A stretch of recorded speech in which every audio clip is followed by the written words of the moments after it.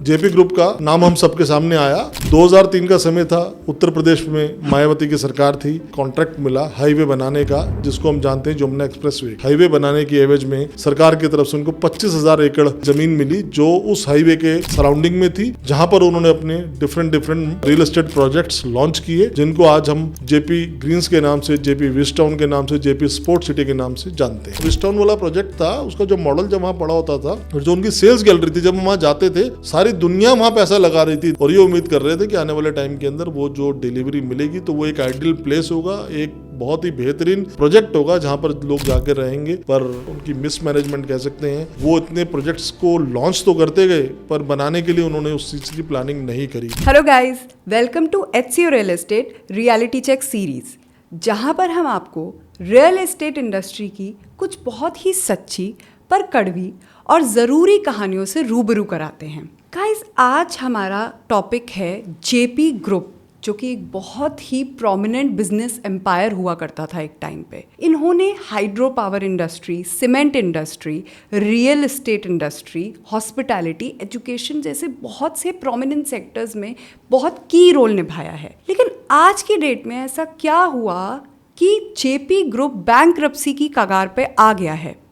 और कुछ ऐसे ही प्रोमिनेंट इन्फॉर्मेशन के साथ आज हमारे साथ हैं मिस्टर मनीष भाटिया, जो कि रियल एस्टेट इंडस्ट्री के एक बहुत ही जानी मानी हस्ती हैं। आज हम उनसे जानेंगे कि ऐसा क्या हुआ in a very detailed manner कि जेपी ग्रुप आज बैंकरप्सी के कगार पे आ खड़ा है। So welcome to our podcast Manish sir. Thank you sir. सबसे पहले मैं ये जानना चाहूँगी कि रियल एस्टेट में कैसे जेपी ने एंटर किया, कैसे उन्होंने बेसिकली अपनी बिजनेस की शुरुआत करी? Thank you Shreya. आज एक बहुत ही इम्पॉर्टेंट टॉपिक अब हम सबके साथ साझा करेंगे, आपके ऑडियंस के साथ। तो जैसा आपने जानना चाहा कि इस कंपनी की शुरुआत कैसे हुई, इस कंपनी की शुरुआत हुई 1958 में। इस कंपनी के जो प्रमोटर हैं मिस्टर जयप्रकाश गौड़, उन्होंने अपनी इंजीनियरिंग की पढ़ाई पूरी करी और एक एम्बिशन था उनका कि मैं इस देश के अंदर कुछ बड़ा काम करना चाहता हूँ। उस एम्बिशंस को पूरा करने के लिए उन्होंने उस राह में अपने कदम बढ़ा दिए और इंजीनियरिंग की पढ़ाई करी थी, इंजीनियरिंग जानते थे और सिविल इंजीनियरिंग करी हुई थी। तो उन्होंने धीरे धीरे सिविल कॉन्ट्रैक्ट्स लेके छोटे छोटे इंफ्रास्ट्रक्चर प्रोजेक्ट्स को बनाना शुरू कर दिया। छोटे छोटे ठेकेदारी के जिस तरीके से हम काम कहते हैं, उन कामों से इस कंपनी की शुरुआत हुई। पर उनकी मेहनत रंग लाई, उनका जो एम्बिशन था जिसमें वो आगे बढ़ना चाहते थे, उस एम्बिशन को पूरा करने के लिए उन्होंने उन प्रोजेक्ट्स को बहुत अच्छे तरीके से एग्जीक्यूट किया और धीरे धीरे कंपनी ने बड़े बड़े प्रोजेक्ट्स को भी कंसीव करना शुरू किया। किस्मत ने भी साथ दिया, समय ने भी साथ दिया, देश भी आगे बढ़ रहा था। देश को भी ऐसी कंपनीज की ज़रूरत थी जो इस तरीके के कॉन्ट्रैक्ट्स को लेके देश की प्रगति के अंदर अपना योगदान दे सकें। जैसे हाइड्रो पावर प्रोजेक्ट है, सीमेंट प्लांट है, हाईवेज हैं, इस तरीके के प्रोजेक्ट बनाए और जेपी ग्रुप एक वेल एस्टेब्लिश नाम के रूप में हम सबके सामने आ गया। देश के हर कोने के अंदर उनके प्रोजेक्ट्स बनने लगे। गवर्नमेंट ने भी उनको बड़े बड़े प्रोजेक्ट्स अवार्ड किए और उन्होंने बखूबी उन प्रोजेक्ट्स को कंप्लीट करके अपनी साख को बाजार के अंदर बना लिया और जेपी एक बहुत बड़ा नाम हम सबके सामने एस्टेब्लिश हो गया। जहाँ तक रियल एस्टेट की बात करते हैं आप, तो उसकी शुरुआत हुई 2003 में। 2003 का समय था, उत्तर प्रदेश में मायावती की सरकार थी। उस मायावती की सरकार में उनको एक कॉन्ट्रैक्ट मिला हाईवे बनाने का, जिसको हम जानते हैं जमुना एक्सप्रेसवे के। जमुना एक्सप्रेसवे 165 किलोमीटर लंबा हाईवे है। हाईवे बनाने की एवज में सरकार की तरफ से उनको 25,000 एकड़ भूमि मिली, जमीन मिली, जो उस हाईवे के सराउंडिंग में थी, जहां पर उन्होंने अपने different real estate projects launch किए, जिनको आज हम जेपी ग्रीन्स के नाम से, जेपी विस्टाउन के नाम से, जेपी स्पोर्ट सिटी के नाम से जानते हैं। तो सर, जैसे आपने बताया कि इतना बड़ा बिजनेस एम्पायर इन्होंने अपना क्रिएट किया, बट क्या उसमें जो प्रोजेक्ट्स थे, क्या उनका मतलब डिलीवर कर भी पाए? क्या है उनका मतलब अभी करंट स्टेटस क्या है उन प्रोजेक्ट्स का? देखिए, इसके अंदर ये जानना बहुत ज़रूरी है कि ये जो ज़मीन मिली, ये 3 पार्ट्स में आज हम इसको देखते हैं। डेवलप होने के लिए उन्होंने प्लानिंग करी। पहला उनका प्रोजेक्ट था जेपी ग्रीन्स, जो प्रोजेक्ट की लोकेशन थी परी चौक, ग्रेटर नोएडा। वो प्रोजेक्ट उन्होंने बनाया, वहाँ पर गोल्फ कोर्स भी बनाया, वहाँ पर अपार्टमेंट्स जो उन्होंने लॉन्च किए थे वो भी डिलीवर करे, वहाँ पर उन्होंने विलास बनाए वो भी डिलीवर करे।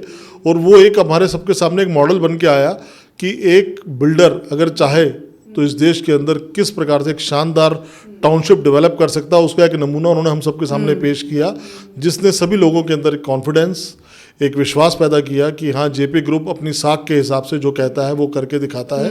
और वो प्रोजेक्ट उन्होंने लॉन्च किया, वो डिलीवर किया। लगभग वो प्रोजेक्ट कंप्लीशन की स्टेटस पे है, लोग वहाँ रह रहे हैं, गोल्फ कोर्स पूरी तरीके से ऑपरेशनल है, वहाँ का क्लब, वहाँ की जितनी भी फैसिलिटीज़ है वो बहुत वर्ल्ड क्लास, मैं कह सकता हूँ कि वो अमेनिटीज़ उन्होंने बनाई, उसको ऑपरेट किया और आज भी बहुत अच्छे तरीके से वो एरिया हम देखते हैं कि हम सबके सामने एक आइडियल कंडीशन में है। पर दिक्कत आती है 2007 से। 2007 में उन्होंने एक नया प्रोजेक्ट सेक्टर 128 नोएडा के अंदर लॉन्च किया, जिसको हम सब विश टाउन के नाम से जानते हैं। विश टाउन के अंदर उन्होंने गोल्फ कोर्स बनाया, विश टाउन के अंदर उन्होंने डिफरेंट प्लॉटिंग प्रोजेक्ट्स लॉन्च किए, अपार्टमेंट लॉन्च किए और स्कूल बनाए, हॉस्पिटल बनाए। इस तरीके के पूरे एक बहुत बड़ी टाउनशिप का मास्टर प्लान उन्होंने सबके सामने रखा और उसके अंदर एक के बाद एक प्रोजेक्ट लॉन्च करते चले गए, बेचते चले गए। जो प्रोजेक्ट आज भी हम देखते हैं, कुछ प्रोजेक्ट आधे अधूरे तरीके से डिलीवर हो पाए और कुछ प्रोजेक्ट्स में काम बंद पड़ा है और कुछ प्रोजेक्ट शुरू ही नहीं हो पाए। तो मुझे लगता है कि जो एक शुरुआत हुई थी, जो लोगों ने एक सपना देखा था, जहां हम सबके सामने एक जो जेपी ग्रीन्स ग्रेटर नोएडा वाला परी चौक वाला प्रोजेक्ट था, एक वो मॉडल था जिसको देख के लोगों को ये विश्वास था कि आने वाले समय में ये उससे भी बेहतर चीज़ बनेगी। पर गलत प्लानिंग की वजह से, गलत मैनेजमेंट की वजह से, गलत निर्णयों की वजह से वो प्रोजेक्ट कभी भी पूरा नहीं हो पाया। आज भी हज़ारों लोग उस प्रोजेक्ट में फंसे हुए हैं। कुछ उसके अंदर डिलीवरी हुई है, कुछ प्रोजेक्ट की डिलीवरी आज भी पेंडिंग है। तीसरा प्रोजेक्ट था उनका JP sports city. JP sports city के अंदर जो मेन अट्रैक्शन था वो फार्मूला 1 ट्रैक था। फार्मूला 1 ट्रैक और जेवर एयरपोर्ट इस साल में डिलीवर होने की पूरी पॉसिबिलिटी है, ऑपरेशनल हो जाएगा, काम वॉर फुट पे चल रहा है।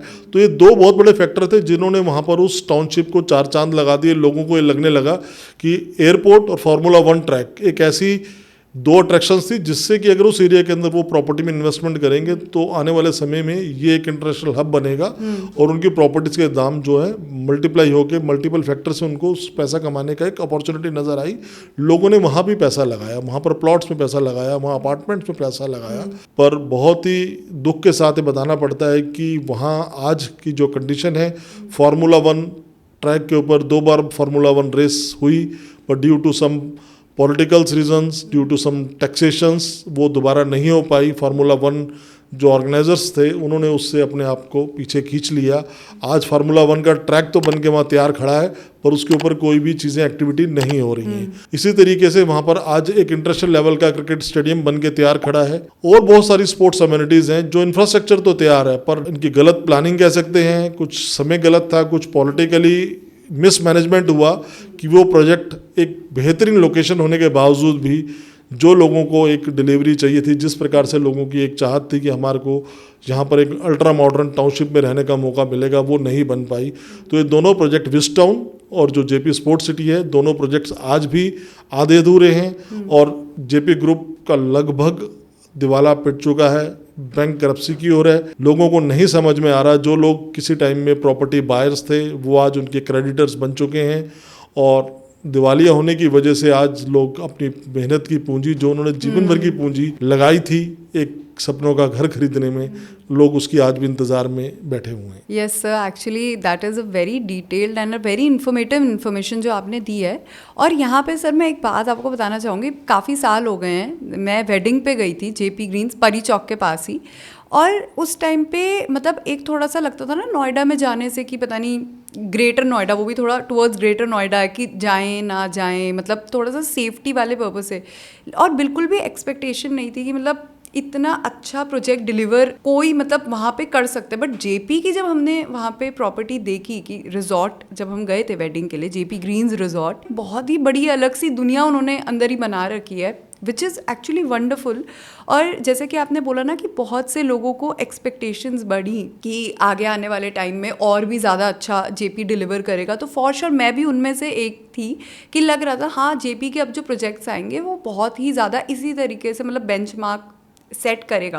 बट हमें भी थोड़ा सा सरप्राइज़, जैसे आज मुझे आपसे ये जानने को मिल रहा है कि ये ऐसे सीक्वेंस में आज की डेट में इस पूरे सीक्वेंस के साथ जेपी ने मतलब बैंकरप्सी के कगार पे खड़ा है। So it's quite actually sad to know this. So I can understand, sir. तो आप इसको, मैंने जैसे भी आपको बताया ना कि जो आप प्रोजेक्ट की बात कर रहे हो जेपी ग्रीन्स ग्रेटर जी, नोएडा जी, की, जी। वो सबके सामने एक मिसाल बन के आया था। बिल्कुल बिल्कुल हम सब लोग भी उस प्रोजेक्ट को देखा करते जाते थे, तो हमें लगता था यार देश के अंदर ऐसी भी कोई चीज़ बना सकता बिल्कुल, हाँ है। जी। तो जब उन्होंने विस्टर्न प्रोजेक्ट लॉन्च किया था तो सबका यही थॉट था कि आने वाले समय के अंदर जो हमारे को देखने को मिलेगा उससे भी बेहतरीन चीज़ कुछ देखने को मिलेगी।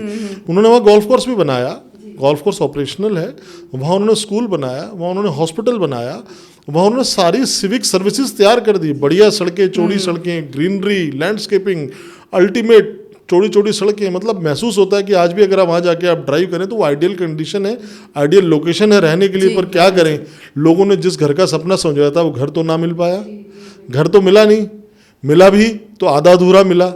अगर टावर तैयार है, पोजीशन मिल रहा है, तो लिफ्ट ऑपरेशनल नहीं हाँ है, जी। लिफ्ट है तो मेंटेनेंस नहीं है, मेंटेनेंस है तो सिक्योरिटी का इश्यूज हैं।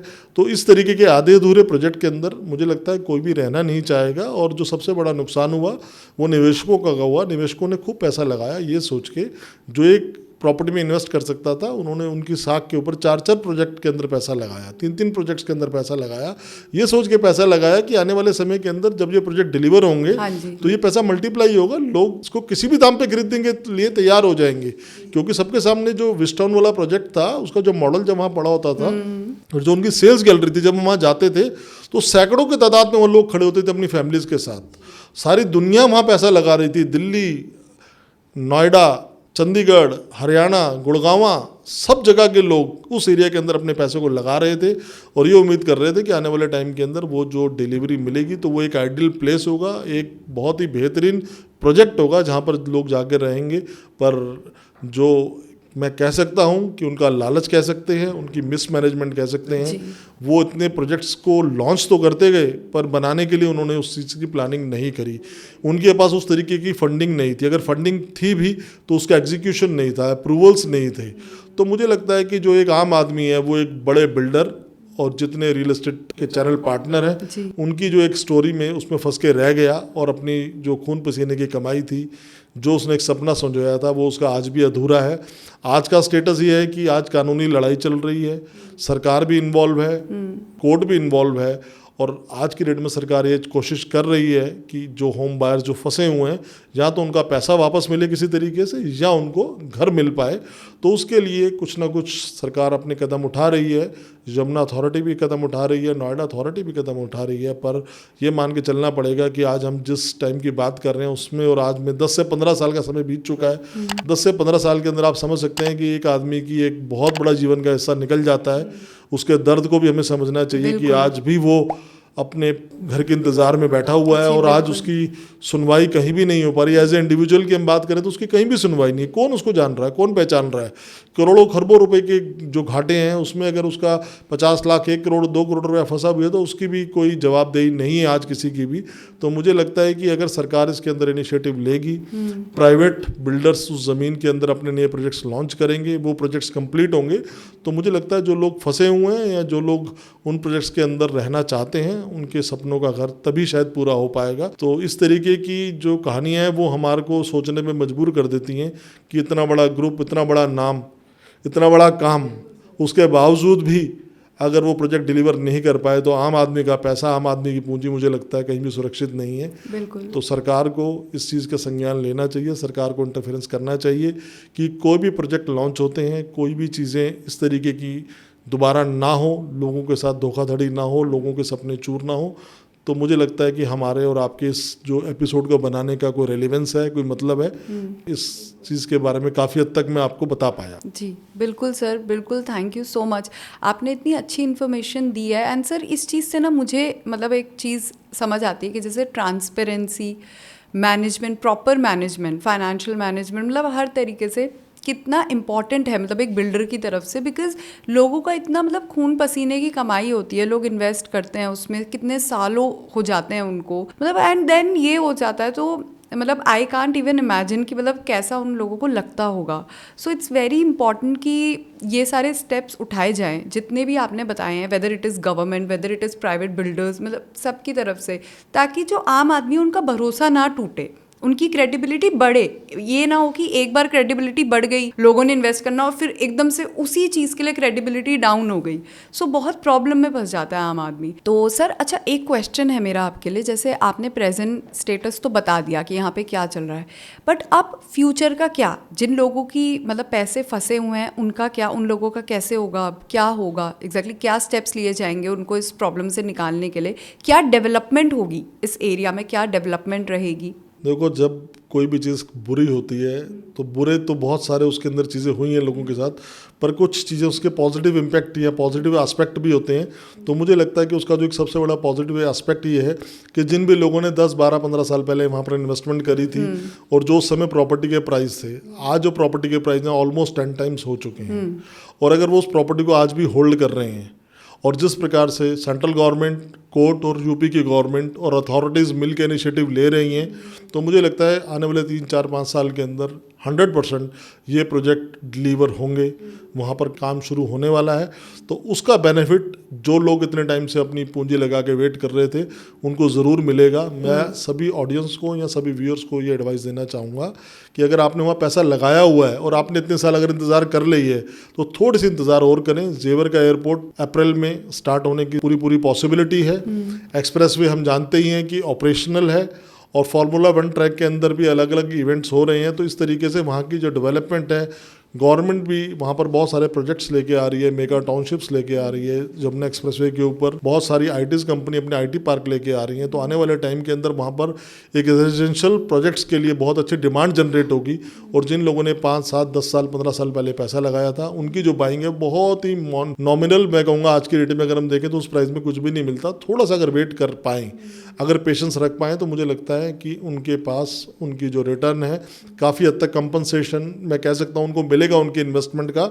और आज भी कुछ लोगों को फ़ोन आते होंगे कि अपनी प्रॉपर्टी को सेल कर दें। तो मैं सबसे ये कहूँगा थोड़ा सा वेट करें, अभी जल्दबाजी में सेल ना करें, एक बार वहाँ का कंप्लीट इंफ्रास्ट्रक्चर हो जाने दें।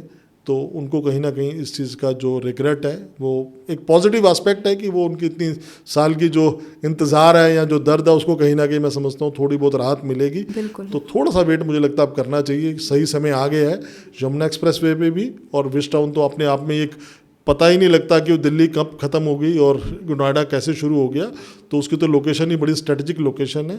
तो दोनों प्रोजेक्ट के अंदर अगर आपका पैसा आपके व्यूअर्स का फंसा हुआ है या और निवेशक जो आज वहाँ पैसा लगाना चाहते हैं, तो वो अपनी कंप्लीट ड्यू डिलिजेंस करके प्रोजेक्ट्स की जो स्टेटस को चेक करें, कंस्ट्रक्शन को देखने के बाद वहाँ पैसा लगा सकते हैं अगर उनको कोई ल्यूक्रेटिव डील मिलती है। और तो मुझे लगता है कि आने वाले समय में उनको उस चीज़ का एक बहुत अच्छा रिटर्न मिलेगा और जो इसका डार्क एस्पेक्ट है वो थोड़ा कम होगा और कुछ चीज़ें पॉजिटिविटी की तरफ कन्वर्ट ज़रूर हो पाएंगी। Thank you so much sir, thank you so much, क्योंकि अभी आपने जो आज इन्फॉर्मेशन दी है ना, एक्चुअली में जैसे HCO रियल एस्टेट्स के जो पॉडकास्ट बनाने का एम ही यही है कि हम जो बायर्स हैं उनकी जो प्रॉब्लम्स हैं उसको एड्रेस करें ताकि आगे चल के उनको ना उनके वेलफेयर के टुवर्ड्स ही काम हो। तो इसमें मैं ये कहूँगा कि आप कोई भी अगर इन्वेस्टमेंट अपनी करने जा रहे हैं, किसी भी एरिया में इन्वेस्टमेंट करने जा रहे हैं, तो उसको प्रॉपर ड्यू डिलिजेंस करें और किसी ना किसी रियल एस्टेट एडवाइज़र को ज़रूर इन्वॉल्व करें। उसको इन्वॉल्व करने से आपको बेनिफिट ये होगा कि जो भी उस प्रोजेक्ट से लेके नेगेटिव पॉइंट्स हैं